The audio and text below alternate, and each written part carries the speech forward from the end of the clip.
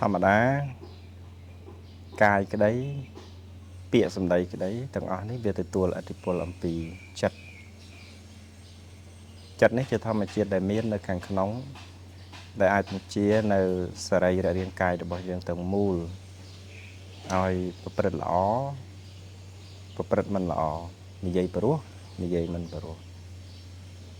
អាត្មាលើកមកប៉ុណ្ណេះញាតិញោមបងប្អូនក៏អាចនឹងចាប់បានថាប្រសិនបើចិត្តហ្នឹងវាល្អជាទេមានភាពសប្បុរសទេមានភាពស្រស់ស្រាយមានគុណធម៌ត្រឹមត្រូវឥរិយាបថរាងកាយការនិយាយស្ដីប្រកបជាល្អហើយប៉ុន្តែបើសិនជាផ្លូវចិត្តហ្នឹងវាជាចិត្តដែលមួម៉ង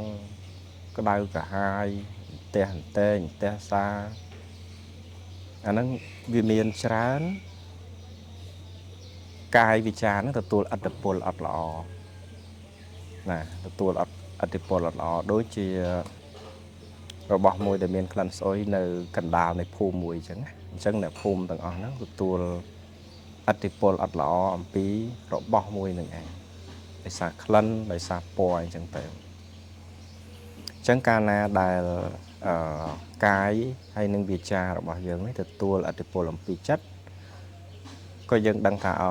អញ្ចឹងការដែលអាត្មាអញធ្វើអំពើអត់ល្អអំពើអគុណធម៌និយាយពីអត់ព្រោះនេះមូលហេតុ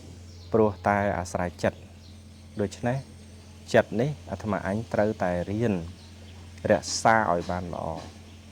រក្សាឲ្យមានលំនឹងព្យាយាមរវាំងព្យាយាមប្រយ័ត្ននៅចិត្តហ្នឹងឲ្យជាចិត្តដែលត្រង់ជាចិត្តដែលស្លូតជាចិត្តដែលទន់ជាចិត្តដែលគួរដល់ការអប់រំចម្រើនធម្មតាយើងរស់នៅក្នុងសង្គមញាតិញោមយើងមិនមែនរស់នៅម្នាក់ឯងការរស់នៅម្នាក់ឯងវាមួយយ៉ាងប៉ុន្តែរស់នៅក្នុងការធ្វើការងារតាមក្រុមហ៊ុនជាពួកជាគណៈត្រូវថែរក្សាចិត្តខ្លាំងណាស់ធម្មតាមិនអាចឲ្យមនុស្សគ្រប់គ្នាគេមកនិយាយល្អធ្វើល្អដាក់យើងទេអញ្ចឹងគឺត្រូវរៀនហាត់ពុតលុតដំចិត្តអ្នកទាំងអស់ហ្នឹងមិនមែនជាបងប្អូនមិនមែនជាពុកម្ដាយអាត្មាអញចេះតែនិយាយឆុងឆាំងទៅតាមចិត្តបានទេរក្សាខ្លួនកុំឲ្យក្អឺតក្អោង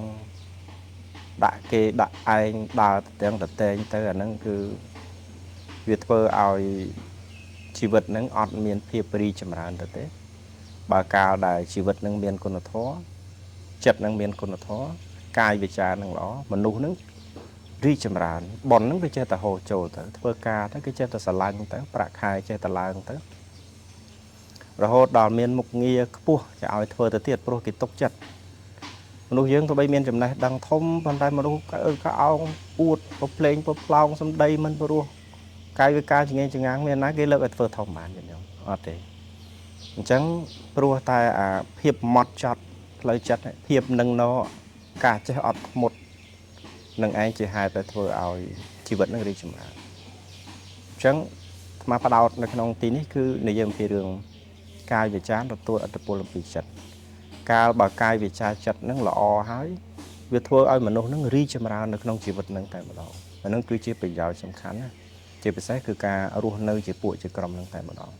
ត្រូវតែមានសិលធម៌មានគុណធម៌មានសុជីវធម៌ពាក្យសម្ដីពីរោះពិសាហើយធ្វើការឲ្យម៉ត់ចត់កុំធ្វើឲ្យតបានណាគេធ្វើឲ្យទៅរួចពីដៃអានោះបើចង់ជីវិតមានមង្គលចង់ឲ្យជីវិតហ្នឹងចម្រុងចម្រើនអរគុណច្រើន